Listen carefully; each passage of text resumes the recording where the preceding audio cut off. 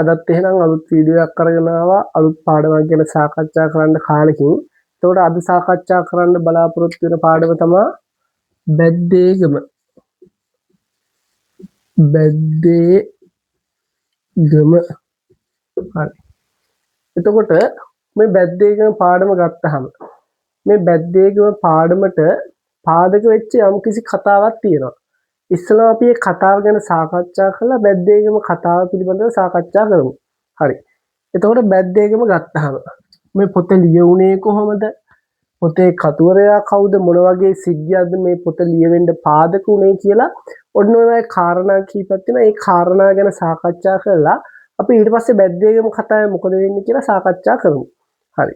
එතකොට බැද්දේගම ගත්තාම ඔය බැද්දේගම කතාව ලියවෙන්න පාදක වෙන්නේ පුතේ අපි මේ ලංකාවේ තිබුණ එක්තරා ප්‍රදේශයක පුංචි ගමක්. හරි. මේක තමයි ඔන්න ලංකාව. හරිද? එතකොට ඔන්න ඔය ලංකාවේ දකුණු පළාතේ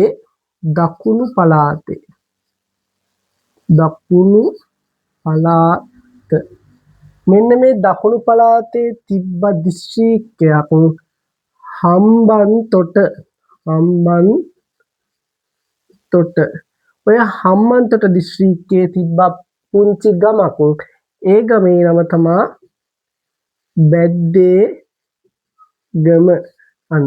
එහෙනම් මේ බැද්දේගම කියන කතාව ලියවෙන්න පාදක වෙච්ච ගම තිබ්බේ කොහෙද? දකුණු පළාතේ හම්බන්තොට දිස්ත්‍රික්කයේ බැද්දේගම කියන පුංචි ගම. මෙන්න මේ පුංචි ගම පාදක කරගෙන තමයි මෙන්න මේ කතාව රචනා වුනේ. හරි. අපි දන්නවා 1815 ගත්තාම 1815 දී මොකක්ද උනේ? ඉංග්‍රීසි ජාතිකයන් විසින් අපේ රට සම්පූර්ණයෙන්ම යටත් විජිතයක් බවට පත් කරගත්තා. එයාලා හැම සම්පූර්ණයෙන්ම යටත් විජිතයක් බවට පත් කරගනිමින් මෙන්න මේ වගේ පළාත් පාලනය කරන්න පත් කරා මෙන්න මේ අය. කවුද? ඒජන්තවරු. ඒජන්තවරු. අන්නේ ඒජන්තවරු පත් කරයින් පස්සේ මෙන්න මේ දකුණු පළාත බාරවත් හිටියා ඒජන්තවරයෙක්. ඒ ඒජන්තවරයාගේ යටතේ හිටියා සහකාර ඒජන්තවරේ. අන්න එහෙම හිටපු සහකාර ඒජන්තවරේ තමා පුතේ කවුද? ලෙනාඩ් වුල්ෆ් කියලා කියන්නේ. අන්න මෙන්න මේ ලෙනාඩ් වුල්ෆ් එතකොට පාලනය කරේ දකුණු පළාත. අන්න දකුණු පළාතට සහකාර ඒජන්තවරයෙක් වශයෙන් තමයි මෙන්න මේ ලෙනාඩ් වුල්ෆ් සේවය කරේ. හරි. එතකොට මෙයා මොන ජාතිකයේද?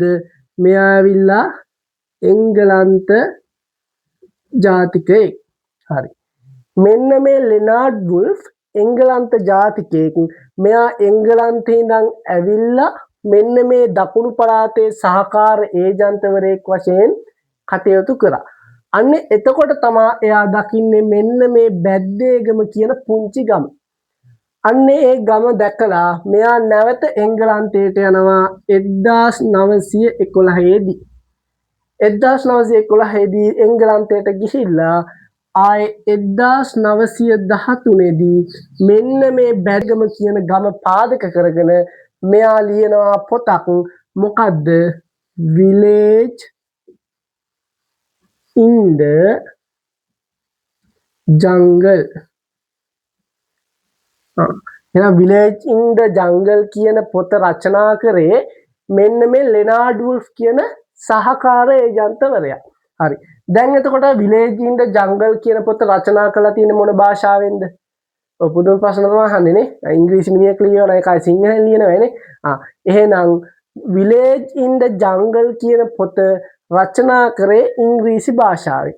අන්න ඒ ඉංග්‍රීසි භාෂාවෙන් රචනා කරපු පොත ඒ.පී.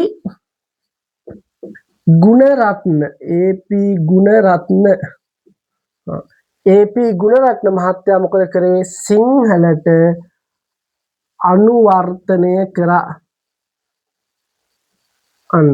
එහෙනම් පරිවර්තනයයි අනුවර්තනයයි. මෙතන තියෙන අනුවර්තනය. එහෙනම් පරිවර්තනයයි අනුවර්තනයයි කියන්නේ දෙකක්. පරිවර්තනය කියනවා මේ පොත ඒ විදිහටම ඒ තියෙන විදිහටම භාෂාව විතරක් වෙනස් කරලා ඒක ඒ විදිහටම සිංහලෙන් ලියන එකට. එහෙනම් අනුවර්තනය කියලා කියන්නේ මොකද්ද? මේක ලියලා තියෙන ඉංග්‍රීසි සංස්කෘතියට අනුව ඒකේ සංස්කෘතිය වෙනස් කරලා අපේ රටේ සංස්කෘතියට අනුව අරක තිබ්බ විවිධ දේවල් වෙනස් කරලා ඒ.පී. ගුණරත්න මහත්තයා මොකද කරේ? ඒ පොත අනුවර්තනය කරා. හරි. ඔන්න ඔක තමයි බැද්දේගම කතාව ලියවෙන්න පාදක වෙච්ච මූලිකම කතාව. හරි. තේරුණානේ? 1815 දී සුද්ද අපේ රට සම්පූර්ණයෙන්ම යටත් විජිතයක් වශයෙන් අල්ලාගත්තා. අල්ලාගෙන මොකද කරේ? පළාතෙන් පළාතට පත් කරා ඒජන්තවරු ඒ පළාත් පාලනය කරන්න. එහෙම පත් කරයින් පස්සේ අපේ රටට එංගලන්තේ ඉඳන් එන මහත්තයෙක් කවුද? Leonard wolf. එයා පත් වුණා දකුණු පළාත භාර සහකාර ඒජන්තවරයා වශයෙන්. එයා දැක්ක මෙන්න මේ බැද්දේගම කියන ගම දැකලා එංගලන්තයට ආපහු ගියා 1911 දී. ගිහිල්ලා 1913 දී ලිව්වා පොතක් විලේජ් ඉන් ද ජංගල් කියලා. මොන ගමද පාදක කරගත්තේ? දකුණු පළාතේ හම්මන්තොට දිස්ත්‍රික්කයේ බැද්දේගම කියන ගම. අන්න ඒ පොත විලේජ් ඉන් ද ජංගල් කියන පොත ඒ.පී. ගුණරත්න මහත්තයා විසින් සිංහලට මොකද කරේ? අනුවර්තනය කරා. ඕක තමයි මේ පොත ලියවෙන්න මූලික